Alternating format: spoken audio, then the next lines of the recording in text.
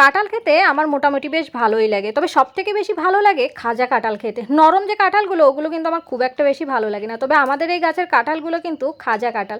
যাই হোক, আজকে 3টে কাঁঠাল কাটা হবে। ওই যে ওই সাইড থেকে দেখতে পাচ্ছ ছোট্ট মতো একটা কাঁঠাল পারলো, তো এটা কিন্তু ইঁচড় খাওয়ার জন্য। এক জায়গায় অনেকগুলো কাঁঠাল হয়েছে, তো সমস্ত কাঁঠালগুলো কিন্তু বড় হচ্ছে না, কিছু ছোট থেকে গেছে। সেগুলো অবশ্য মা বললো ইঁচড় খেয়ে ফেলবে। আর এই যে কাঁঠালটা কাটছে এটা কিন্তু পাকার জন্য একদম ঠিকঠাক।